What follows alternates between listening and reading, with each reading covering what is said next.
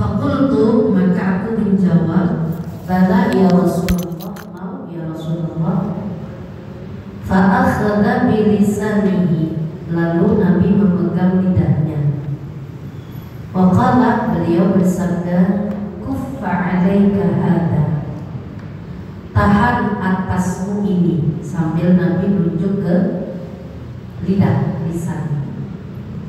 Qultu, aku bertanya kembali ya Nabi Allah, wa inna lamu'akhaduna bima natakallamu bihi, kami akan dihukum dengan apa yang kami bicarakan. Faqala fakilatuka ummuka, ini bahasa Arab, jadi kalau bahasa kita gini, kamu bisa aja. Fakilatuka ummuka, kamu ini gitu. Wahal yakubun nasu, wahal yakubun nasa, apakah akan terjungkal manusia finnar di neraka, ala wujuhihim, atas wajah-wajah mereka, au qala ala manakhirihim, atau dalam riwayat lain atas hidung-hidung mereka, illa hasaidu alsinatihim, kecuali atas hasil panen lidah-lidah mereka. Rawahu Tirmidzi wa qala haditsun hasanun sahihun. Hadis riwayat Imam At-Tirmidzi dan dia berkata hadis ini hasan sahih. Wallahu a'lam bishawab. Baik para ustazah dan jamaah, hari ini kita melanjutkan hadis tentang jalan-jalan keselamatan, di mana saya kilas balik dari awal hadis ini, dialog antara Mu'adz bin Jabal dengan Rasulullah sallallahu alaihi wasallam. Jadi Mu'adz ini nanya ke Nabi, tolong kasih tahu saya amalan yang bisa nganterin masuk surga, jauhin dari neraka. Terus Nabi puji pertanyaannya, pertanyaan antum ini bagus banget, perkara yang sangat penting. Karena perkara yang kamu tanyain ini mudah bagi orang yang dimudahkan oleh Allah, tapi sulit bagi orang yang dikasih sulit oleh Allah. Yakni Nabi sebut rukun Islam. Ya, rukun Islam itu dari mulai syahadat, ya, kemudian sholat, zakat, puasa, dan haji. Terus Nabi tampilkan kembali pertanyaan, maukah saya kasih tahu pintu-pintu kebaikan? Kata Nabi, puasa itu perisai, karena puasa itu bakal mendatangkan banyak kebaikan. Orang kalau lagi puasa remnya rada pakem, ngomongnya juga nggak mau banyak-banyak, benar nggak Bu? Jadi makanya puasa itu bisa mengcover banyak kebaikan. Yang kedua, sedekah yang kita keluarkan bisa memadamkan, ya, menghilangkan dosa kita, kayak api itu, ya, nyiramin air disiram oleh api, disiram oleh air, pulang, ya. Terus sholatnya seseorang di malam hari, tahajud, itu pintu kebaikan. Jadi 3. Kalau pengen kita dapat pintu-pintu kebaikan, puasa, sedekah, sholat malam, ini datangin banyak kebaikan buat kita. Yang penting istiqomah. Kalau persoalan rakaatnya jumlah berapa mah beda-beda antar kita. Ya, moga-moga makin bertambah. Kemudian pertanyaan pertanyaan berikutnya, kata Nabi, mau nggak dikasih tahu pokoknya perkara, tiangnya, puncaknya? Pokoknya perkara itu apa? Al-Islam. Karena orang seberapapun kebaikan yang dia lakukan, kalau bukan muslim, nggak dapat ganjaran ntar di sono. Dia dapat ganjarannya di sini. Dia mau baik banget ustazah, biar non-muslim juga orangnya enak banget, punya apa aja kita dibagi. Dia bakal dapat kebaikan di sini. Tapi kalau buat nanti di kehidupan berikutnya, ya tetap karena akidahnya non-muslim, ya dia kan dapetin hasil tanggungannya sendiri. Jadi makanya Islam itu penting, karena biarpun dia cuma muslim, Islam cuma syahadat doang, nggak pernah sholat, nggak pernah melakukan kebaikan, pasti masuk surga. Cuma iya, ibu biar iya. Jadi yang penting Islam dulu ya. Islam, sebab Islam kan arti bahasanya selamat. Orang tuh kalau punya agama Islam, Islam tuh agama yang sempurna. Karena bukan agama yang hanya memikirkan kepentingan pribadi. Islam tuh sampai kita aja gak boleh zalim sama binatang. Kayak kita misalnya buang air kecil, gak boleh sembarangan kan kalau di tempat terbuka. Di lubang takutnya nanti ada semut lagi pada rapat, kena jet pump itu bahaya kan. Jadi Islam itu luar biasa, diatur. Gak ada agama lain yang ngatur kayak kita. Habis buang air kecil, buang air besar, istinja kan gitu. Apa harus istinjanya segera? Ya boleh sih ditunda istinja, dengan catatan nggak buru-buru mau sholat. Yang kedua, najisnya ke kemana-mana. Ibu dari Tenampang kencing, ntar di Wikoya aja mau cebok-cebok boleh, yang penting nggak aura-aura ya, atau nggak buru-buru mau sholat gitu. Jadi diatur Islam itu luar biasa itu ya. Makanya beruntung kita, alhamdulillah Allah takdirkan kita agama kita is. Moga-moga sesuai doa kita, ya dzal jalali wal ikram, amitsna ala dinil Islam. Biar kita mati juga dalam keadaan Islam. Ini yang kita ngeri ya, kita ngeri. Takutnya awalnya Islam kan ada cerita, buntutnya kafir, naudzubillah. Makanya kita jaga benar keislaman kita dengan amali ya. Kita baca tuh terus Ratibul Haddad, karena kalau kata ulama Ratibul Haddad itu akan menjadikan seseorang akhirnya Islam khatimah dalam keadaan Islam. Karena kita nggak tahu buntut kita. Dulu kan ada ulama namanya Barsiso. Barsiso ini ulama, ilmunya itu udah luar biasa. Jangan kata tuh ulama, yang muridnya aja saking kebanyakan ilmu sampai bisa melayang. Saking hebatnya ilmu. Satu hari dia lagi wiridan di mimbarnya.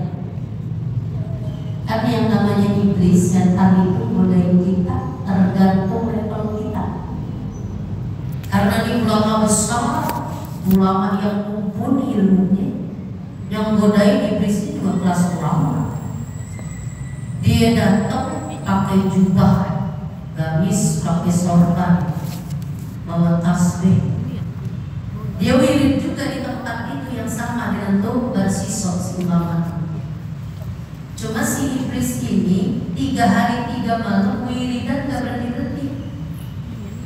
Nggak ada jeda makan, nggak ada jeda minum. Kuat dia 3 hari 3 malam wiridan nggak. Iya, kalau kita malah alhamdulillah berapa kali tuh ya. Akhirnya nih si ulama Barsiso merasa ada saingan. Kata dia gini, lah saya kan ulama hebat, kok dia wiridannya 3 hari 3 malam gak sama sekali berhenti. Saya ada jeda makan, jeda minum, jeda tidur.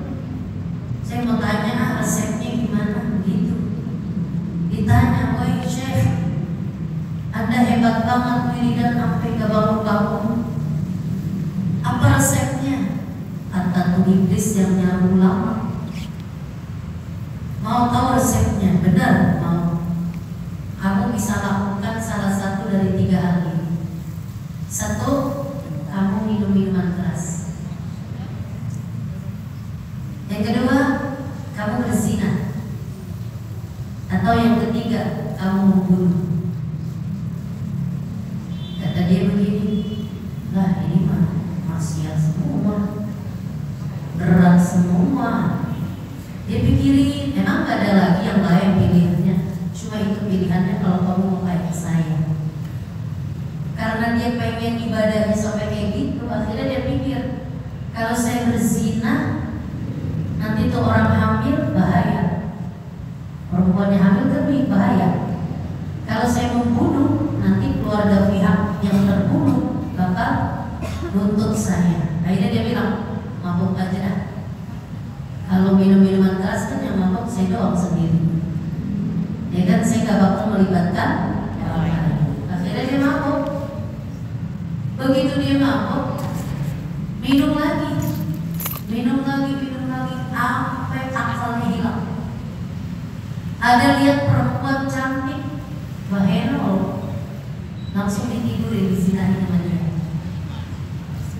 Ada orang melihat perbuatan itu, dibunuh sama dia. Ya gara-gara minum-minuman keras, hilang akal. Akhirnya dia diseret, dibawa ke tengah padang pasir untuk Barsiso. Kemudian dia disalib, dipantek, dihukum, dikisos.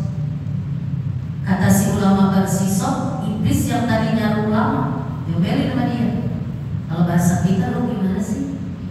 Saya sampai begini kan gara-gara lu. Ini bagaimana ini, masih bisa gak? Bisa kamu selamat. Dengan cara apa? Jangan ngomong la ilaha illallah. Pokoknya kamu berimannya sama saya, jangan sama Allah. Baik, kata dia. Di tiang salib, dia nyatain dirinya beriman kepada iblis. Akhirnya mati dalam keadaan su'ul khatimah. Terus siapa yang sampah, ilmu bagus, amaliyahnya awalnya bagus, makanya menjaga keislaman itu gak mudah. Kita terus berjuang hampir di majlis taklim, biar ini yang jadi akhir dari hidup kita. Sambil kita ikhtiar baca Rotibul Hadad. Jadi Rotibul Hadad itu dibacanya jangan lagi orang mau umroh haji doang. Tiap hari kita baca. Itu kenapa? Biar kita nanti husnul khatimah. Itu ya resepnya. Makanya Islam tuh kata Nabi pokoknya perkara. Wa amuduhu shalah, tiangnya adalah, kalau pengen keker bangunan Islamnya kudu ditopang dengan tiang. Tiangnya makin banyak makin keker bangunannya. Makin banyak kita sholat sunnahnya ditambah-tambahin. Yang tadinya nggak biasa dibiasain, insya Allah itu juga akan menjaga keislaman kita. Jadi kita berjuang terus, Bu. Saza saya sholat sunnahnya duduk kan tempat. Yang sehat juga kalau sholat sunnah mah boleh duduk. Iya boleh. Ibu capek nih dari tenaga. Tenaga mulu juga berat. Sepi tenabang sepi. Capek ibu sama dulu nggak apa-apa. Walaupun sehat, tapi tetap poinnya boleh ya hukum fikih. Poinnya tetap ya yang berdiri jauh lebih baik. pahalanya lebih sempurna. Tapi duduk walaupun sehat, kakinya sehat nih kuat, orang tenabang aja bisa 7 kali balik, berarti sehat kakinya. Jadi tiangnya adalah sholat. Kemudian puncaknya dari perjalanan Islam kita adalah jihad. Jihad kita di mana? Jihad itu apa sih, Bu? Iya. Ulama banyak memberikan definisi tingkatan jihad. Jihad yang paling tinggi nilainya muharabatul kufar li ajli nasri dinillah. Ini yang paling tinggi jihad, memerangi orang kafir untuk membela agama Allah. Kayak Palestina. Hari ini saudara-saudara kita ya, mudah-mudahan Allah berikan kemenangan. Ya, Israel laknatullah alaihim, biar hancur sehancur-hancurnya, biar Palestina cepat merdeka. Amin.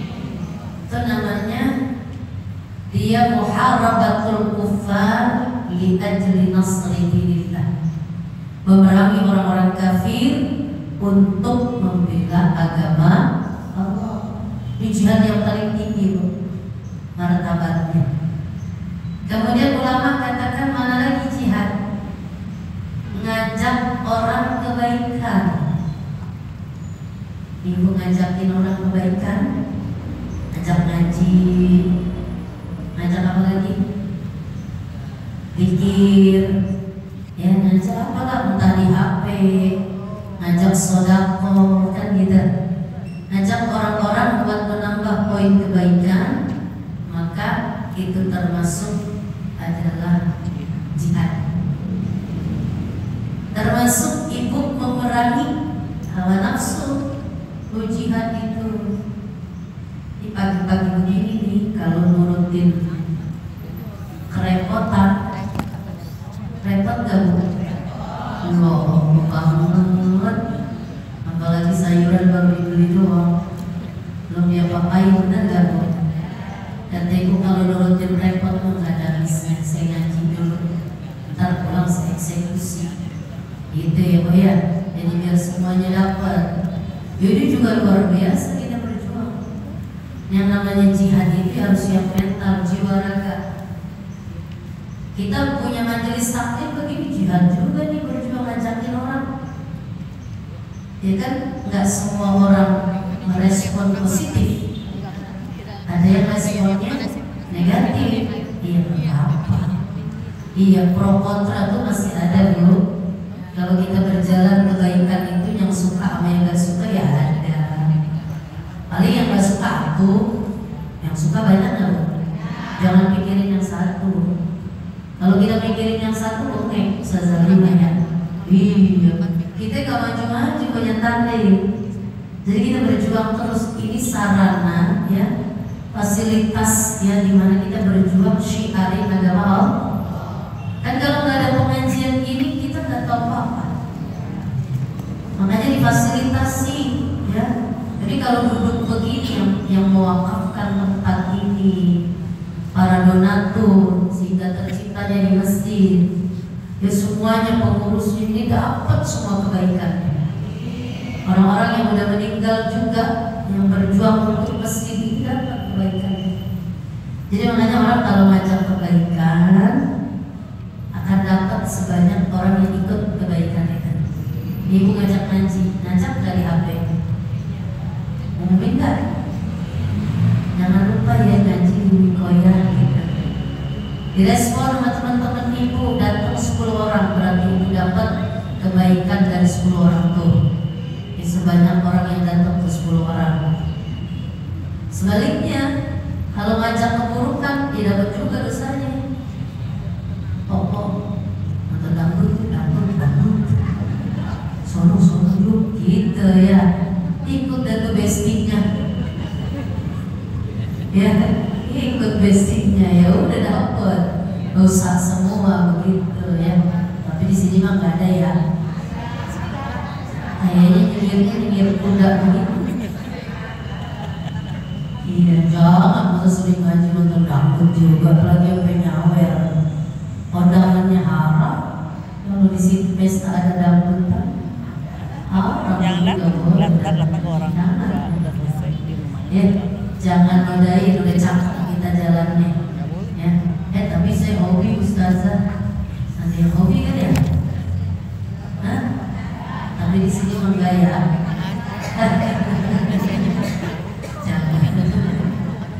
Jangan dia masih jihad dia berjuang ya.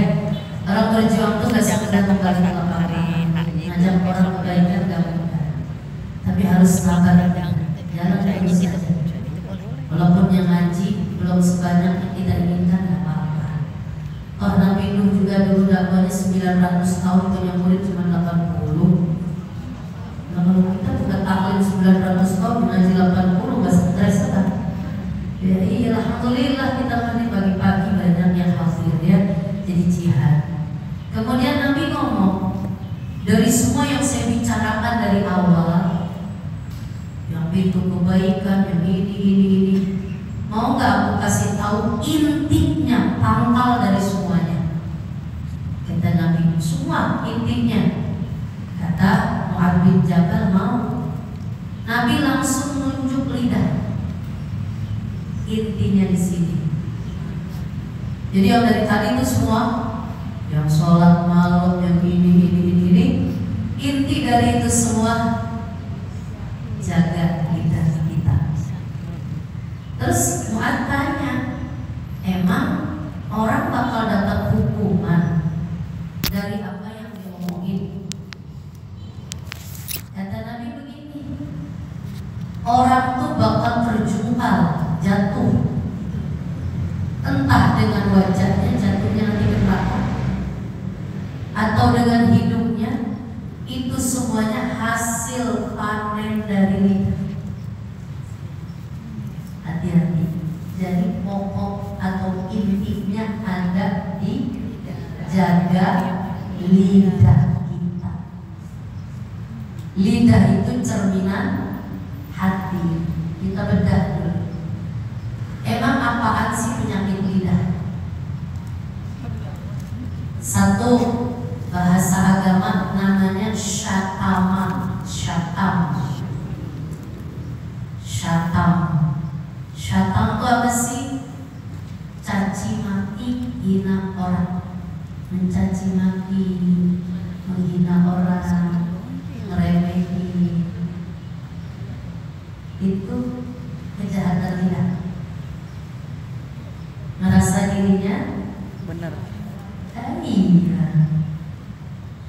Kadang kalau ngomong gak sadar dia ngomong di depan gini, jangan ngomongin tentang harta di depan orang miskin. Kan gitu ya? Jangan ngomongin anak yang udah kerja di depan orang yang anaknya belum kerja. Itu gitu loh. Kenapa? Orang nanti akan hatinya tersinggung. Apalagi bahasanya itu gak diperhalus. Jadi seolah-olah yang di depan dia itu pengen dia remehkan, dia hinakan.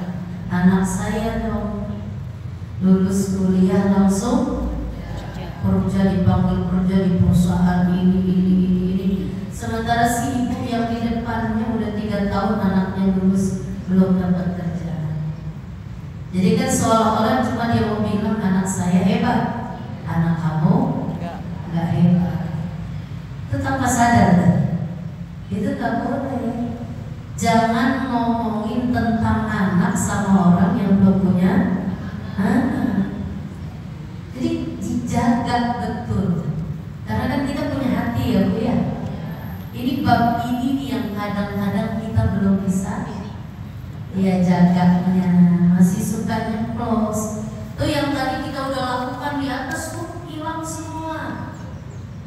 Andai kita lakukan gara-gara kita panen nih, bukan panen kebaikan, panen dosa. Jangan ngomongin tentang kehebatan kita sama orang yang bodoh. Ya rumah tahan, lu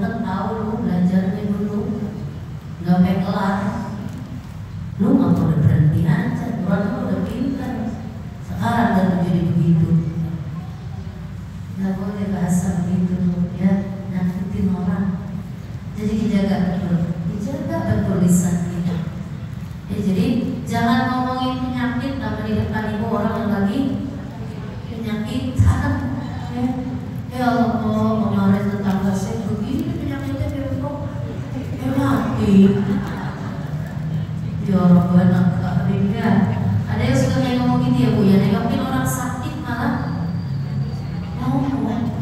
Jadi saya pernah habis nengokin orang sakit barengan sama rombongan ibu-ibu ini. Saya sendiri kesini, itu sakit apa? Ini, ya Allah, ini mana? Airnya begini, biasanya nggak tertolong. Itu lalu wajahnya sakit merah. Saya ngeliat air matanya sih. Saya nyakitin orang. Bener nggak Bu? Nggak usah dibilang gitu. Kita yang ngomong sehat insya Allah. Nggak ada yang mustahil kalau Allah itu berkehendak sembuh. Kan jadi bikin orang itu semangat buat sembuh. Bener nggak Bu? Jangan suka ngomong yang orang baik. Kadang nyeplos aja lidah tuh. Bener apa bener Bu? Kondangan aja nyeplos, makanannya gak enak. Benisel kondangannya gede, makanannya begitu doang. Tuh omongan begitu tuh mencaci, menghina tuh. Ya kalau menghina enak ntar ibu pulangnya masuk padang Jawa dikit. Bilasin yang tadi, bener gak Bu?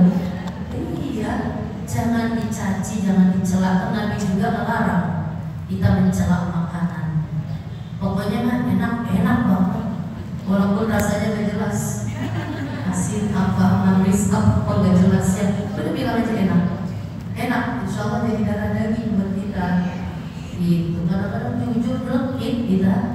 Satu di lidah nih, panen kejahatan dari lidah adalah syatama, caci maki atau menghina, meremehin orang. Yang kedua, namimah. Namimah.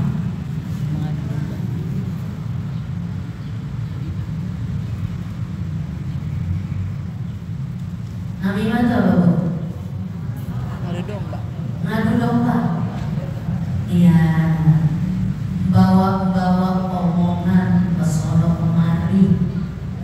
Tujuannya biar orang pada berantem, pada ribut. Bu, kita nih nggak perlu ya tahu tentang persoalan orang lain, ya kan? Kalau hanya sekedar pengen tahu nggak boleh. Biarlah orang lain dengan segenap warna-warni kehidupan dia. Ya kita juga punya warna-warni, bahkan mungkin banyakan kita tapi keliru. Jadi bahasanya bawa omongan dia datang ke dia. Ya dengar belum? Si fulan begini. Terus dibawa lagi dari sini, dilebihin lagi ke sana. Dia panas, ribut. Itu namimah namanya.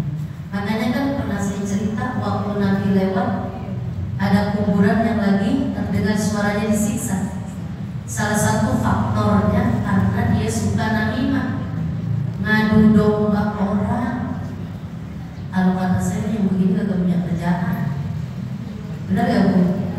Kalau kita mau kerjaan banyak ya, kita mau kerjaan banyak, kita capek tidur. Hari ini orang tuh namimah nggak lewat mulut-mulut, HP. Biar sambil tiduran jadi bisa, nggak usah ibu datang ke rumahnya, lewat HP. Dia kirim chatnya, nanti dikirim lagi ke sana. Itu kerjaannya cuma, ya Allah, tangan ini besok dimintain tanggung jawab juga kan? Ya, jujur Bu, kalau nggak penting-penting banget juga WA capek kalau saya. Matanya juga lama-lama sakit ya, hilang buruknya di lompat-lompatan ya.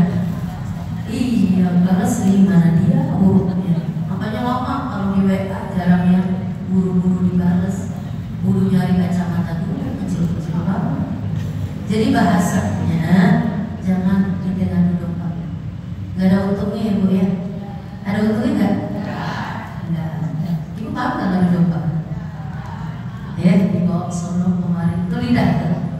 kejahatan baik. Yang ketiga, ghibah. Ghibah itu apa? Menceritakan tentang aib orang sesuai fakta.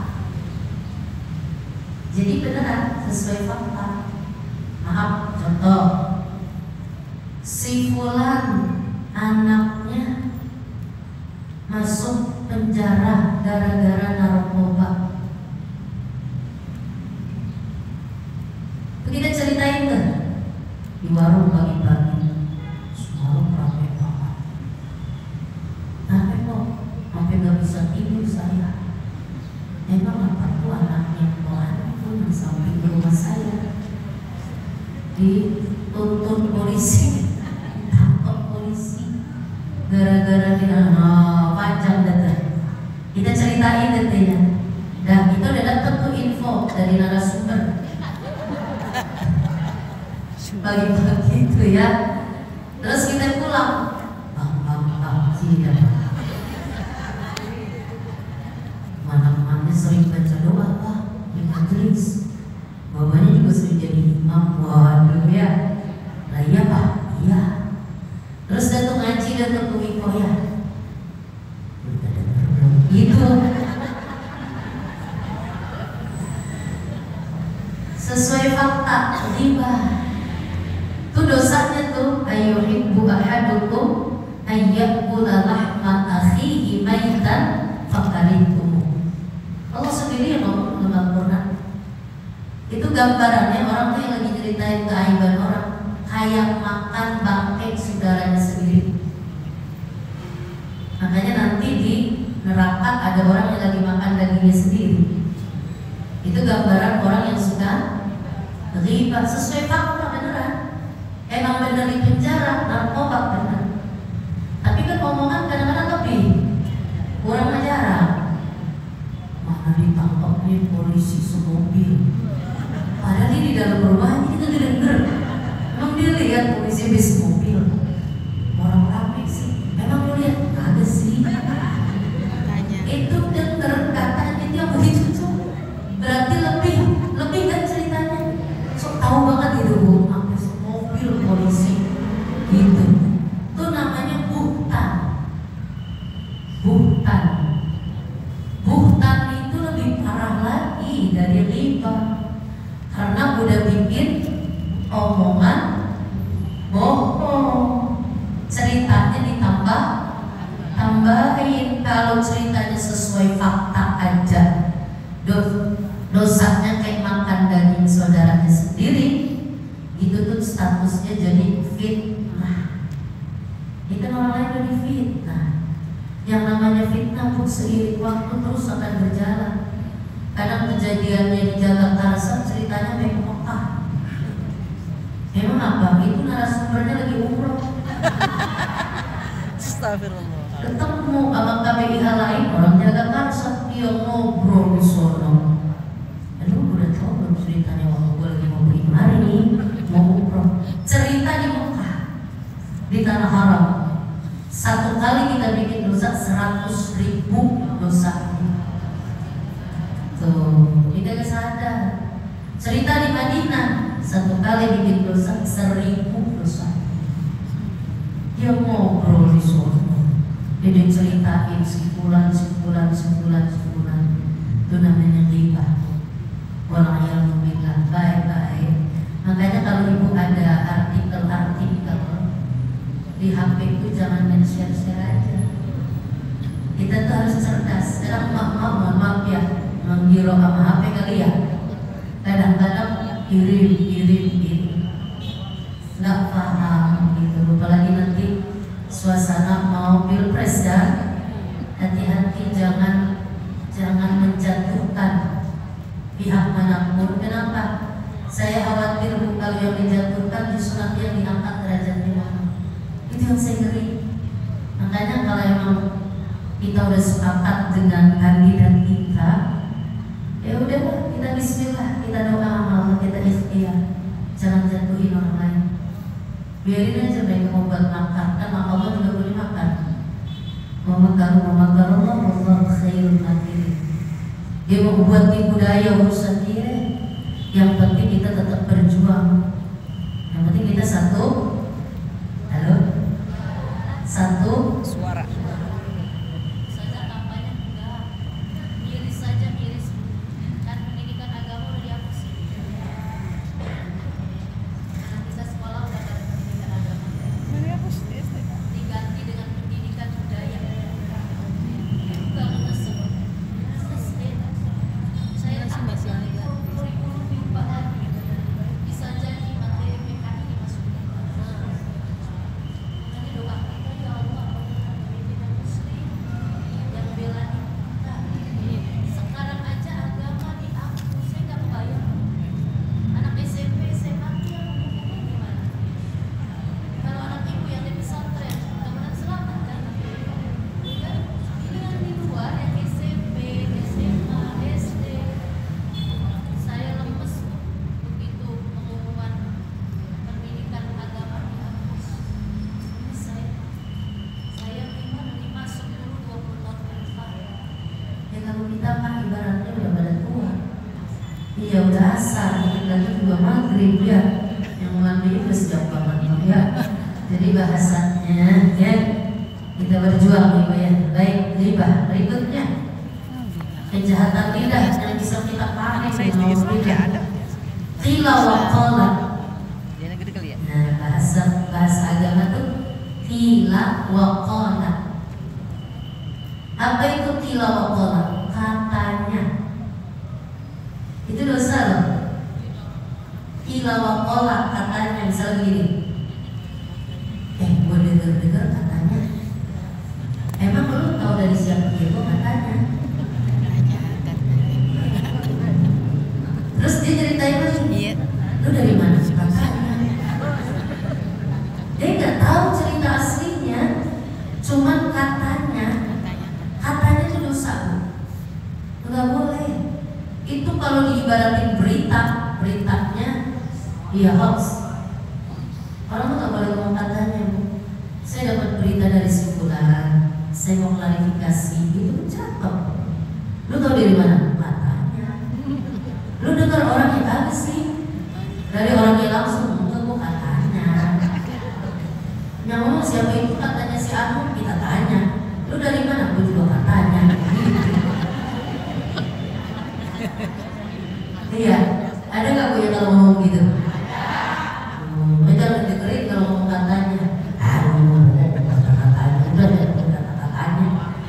Ukila wakola, itu kan kita panen dari hasil omongan kita gitu. Iya, kalau berita tuh yang bener lah, yang sah lah, nggak usah pakai katanya jelas ya. Tuh kejahatan lidah. Lagi yang kelima, kadhib, bohong. Bohong, kadhib, orang yang tukang bohong.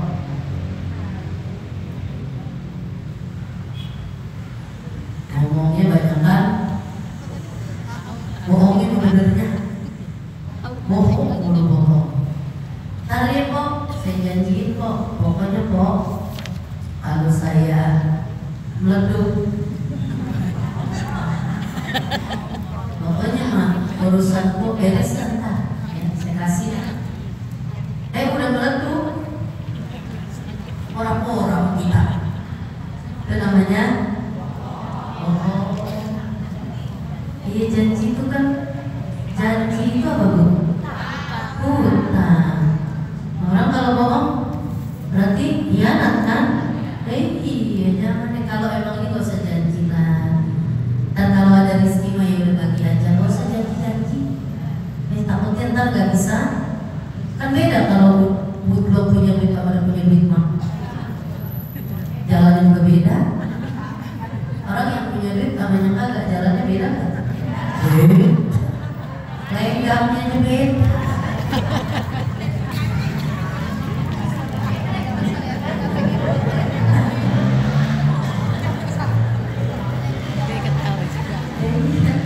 Ya belum punya duit ngomongin gajinya banyak. Oh ya kan ya, lu kadang tuh ini dia ya. Begitu punya duit lah, kita kan ketemu-ketemu sama dia. Iya, jadi parahin ke rumahnya Umur ya. Jadi bohong. Tapi ada bohong yang boleh. Bohong itu buat menyelamatkan jiwa seseorang. Ada orang lagi membunuh seseorang, kita bilang orangnya udah pindah, ini orang preman nih, kita tahu ya, kita bohong tapi untuk menjaga jiwa seseorang boleh. Tapi kalau bohong ngumpetin preman ya jangan. Ada orang tukang narkoba, polisi lagi nyari, itu ngumpetin, kata polisi ada nggak ada, oh itu pada lain dosa. Yang kedua, bohong buat menyenangkan hati seseorang. Kita disediain makanan sama teman kita, masakannya maaf, jujur ini mah asin banget. Kata teman kita, gimana? Enak, masa Allah, enak. Mata gue merem-merem. Asinan. Iya, biar dia senang soalnya udah capek-capek masak ya, udah enak aja, gak usah dicelak. Tadi saya bilang kan, udah enak aja tinggal makan ya bu ya. Dan di kafe dia yang masak. Terus bohong apa bentuk menyenangkan hati orang, menjaga ya apa jiwa seseorang. Satu lagi bohong, iya tadi udah. Bohong untuk apa? Gimana? Udah tadi bohong yang boleh. Iya buat menyenangkan hati seseorang, menyelamatkan jiwa seseorang, mendamaikan dua orang yang sedang berseteru. Misal nih, Tuti sama siapa? Sama siapa nih? Olive lagi bergantung. Mau ngapain tuh ya? Kita ngomong ke dia nih, kalau disalamin mau berhenti. Iya pak, tapi lagi kesel ngomong.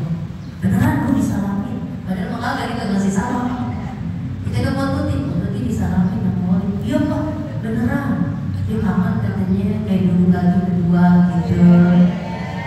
Padahal kita bohong buat mendamaikan hati orang yang sedang marah. Itu bohongnya boleh ya.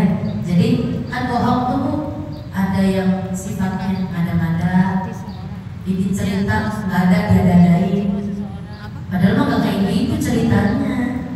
Bumbunya kebanyakan ya, ceritanya mah pikir ya, cuman bumbunya gua mana capek di rumah dia bantuin, wah banyak banget ceritanya. Padahal nggak begitu ceritanya, dia bikin ceritanya itu bohong. Atau nambah omongan, itu juga bohong. Ngada-ngada berarti ngarang ya, nambah berarti yang udah ada ditambahin. Terus ngurang-ngurangin omongan sama juga. Misalnya dia sih udah ngucapin kata maaf, tapi lempengan maaf ini gak disampaikan. Gitu, yang diceritain cuma keselnya dia, padahal dibuntutnya dia minta maaf. Nah itu namanya bohong juga. Jadi bohong tuh bisa banyak ceritanya, bisa ngada-ngada, nambah omongan, ngurangin omongan gitu. Tuh termasuk hasil dari kejahatan lidah. Ini yang bakal panen nanti, nauzubillah, semua kebaikan yang atas bakalannya gara-gara itu. Jadi intinya kata Nabi adalah jaga lidah biar selamat dunia akhirat. Lidahnya dijaga. Kalau ngomong jaga perasaan orang ya, jangan asal goblek. Ketemu sama temennya udah lama 3 bulan kagak ngaji, begitu ngaji badannya kurus. Oh lu bulan ya?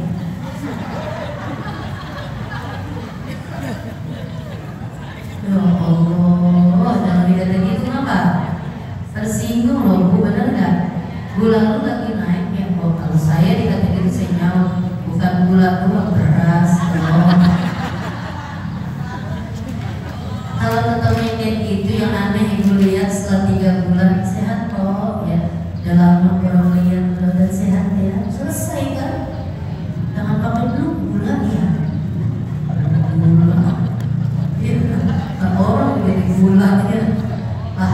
ya. Di mulut kadang-kadang meremnya susah ya. Baik ya. Sampai sini. Nah, saya kasih waktu sampai 10 menit. Mohon maaf ya boleh. Wallahu a'lam bishawab. Maaf. Kondisi saya juga fit banget ini. Ya, kalau enak. Ya, silakan.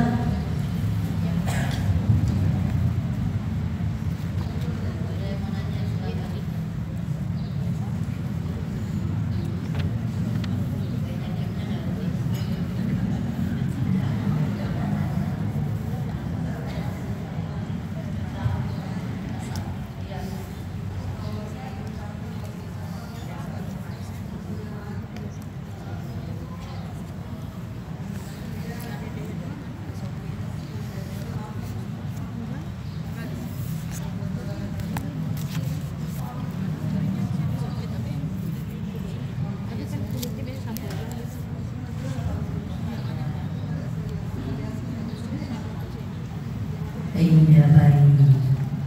Makanya kan tadi dari awal saya bilang ini khotorul lisan aziman, bahaya lidah besar.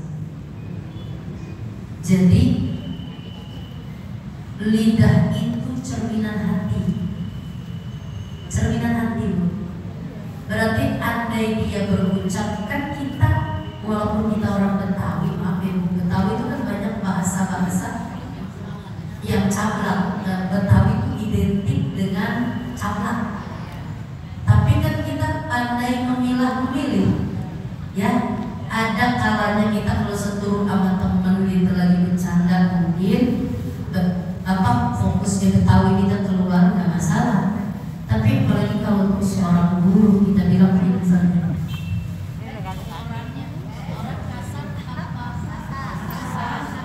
Nah, Congor tuh kan apa ya? Congor tuh concong. Itu bahasa kasar banget. Bahkan sama binatang aja kita nggak pantas ngomongnya. Gitu apalagi manusia, ya kan? Maaf. Ada misalnya saya datang pagi, congorannya udah ngomong aja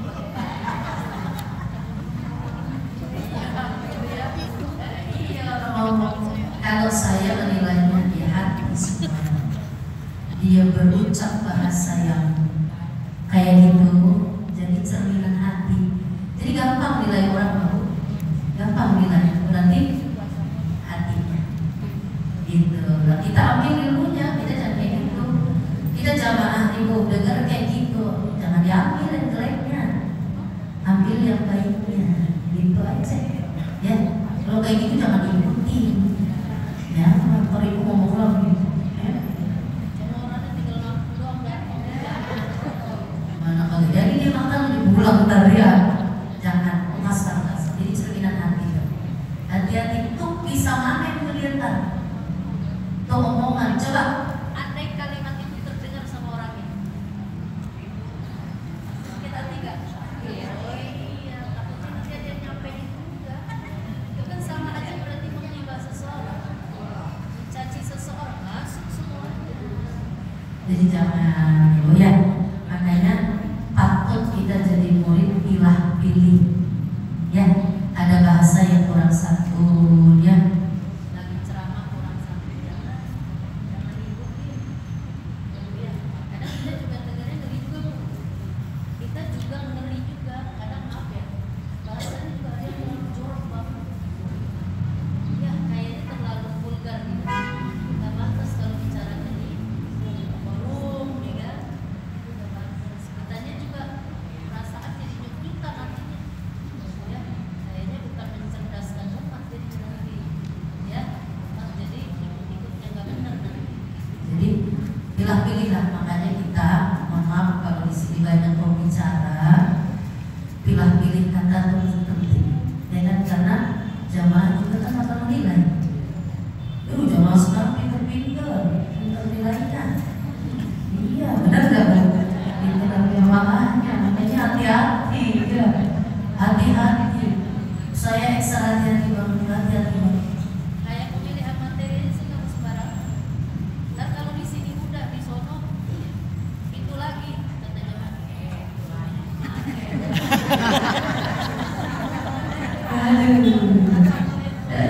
Hati-hati banget.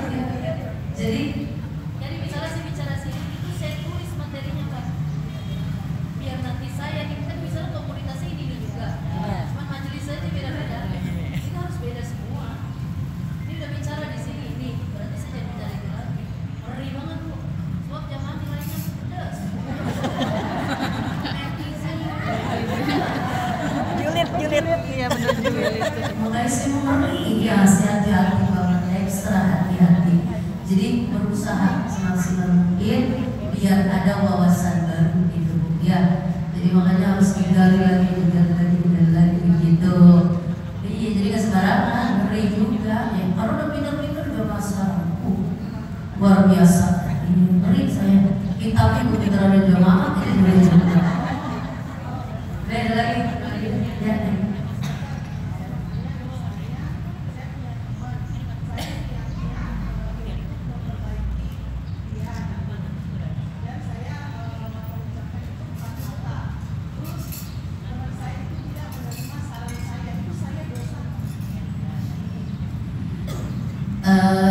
Yang namanya teman yang baik itu kalau teman kita salah kita nasihatin, itu poinnya, itu perintah ya kan. Kita disuruh man ra'a minkum munkaran falyughayyirhu biyadihi fa illam yastati' fa bilisani wa illam yastati' fa biqalbi. Itu cara kita amar ma'ruf, ngajak kebaikan, cegah jangan berbuat dosa. Jadi kalau kita bisa kapasitasnya dengan lidah atau kita dengan kuasa kita bisa nasihatin dia, ya kasih tahu nasihatin, nggak apa-apa. Saya mau ngomong empat mata sama kamu, ya kan mata dia kita dua dari empat. Kita bilang kan, gini, maaf ya, saya kalau bukan teman-teman nggak mau. Sebaiknya kamu gua tidak terima.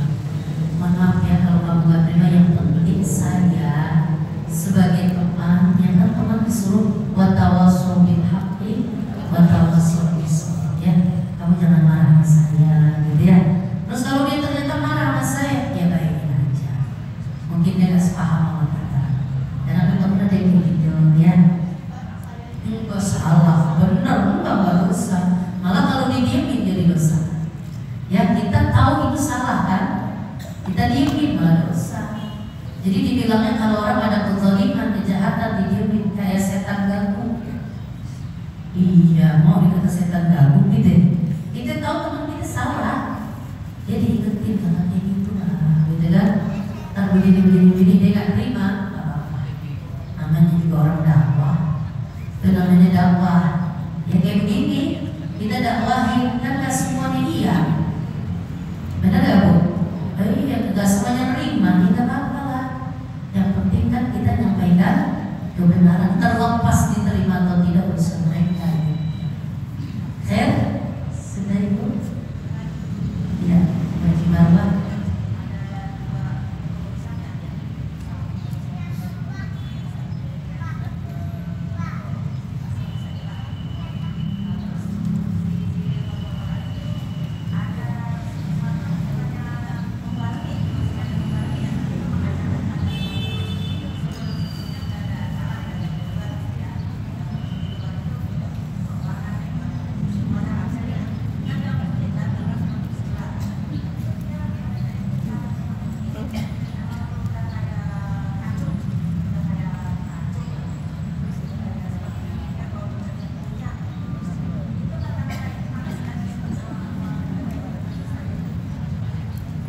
Itu dia tadi balik lagi bilang bahasa yang mulia. Semarah apapun kita, tidak suka bagaimanapun kita, bahasa itu harus dibilang ini. Ya butuh bahasa bagus, ya kasar itu. Kan kita bukan preman, kita orang taklim, ya kan? Ya gue yang ngomongnya yang santun. Gimana nih jangan dibarengi. Dan kita satu lokasi atau gimana ya, mendingan ngobrol ya.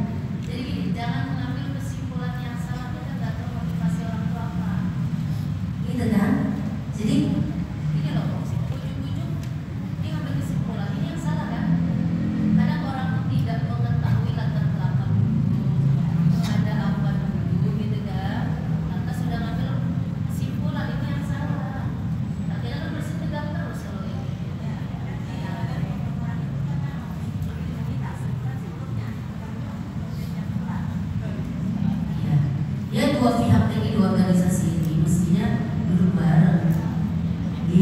yang bijak gitu. Jadi jangan saling mengklaim dirinya benar gitu. Kalau saling mengklaim dirinya benar, ya gak akan ketemu titik temunya nantinya.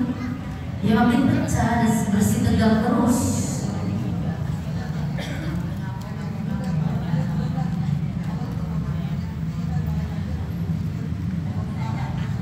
Oh gitu ya. Tapi takutnya jamaah kita, kalau kita mungkin bisa. Jamaah di belakang di bawah kita, ya kalau sekelas ustazah mungkin udah bisa manage hatinya. Ya kalau jamaah model-model marwah dan yang lain, dia ngomong gitu-gitu. Gimana itu berkata gitu ya, gitu ya kan? Jadi dia nanti akan ngerembet artinya gitu ya. Duduk bareng kalau kata saya itu tujuannya juga bagus kan sebenarnya ya. Jadi iya makanya duduk bareng gitu. Makanya maaf ya Bu, Ibu punya kegiatan.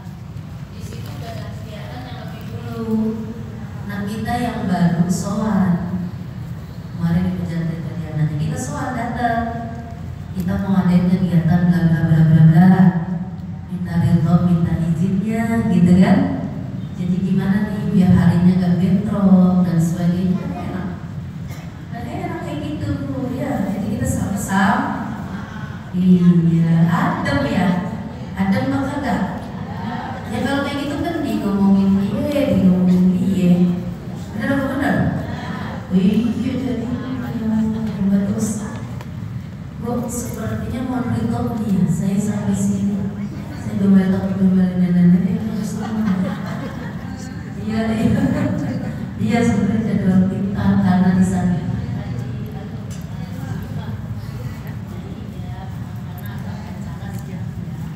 Jadi ditarik pagi ini dari tadi saya jalan gue dari telepon Bu.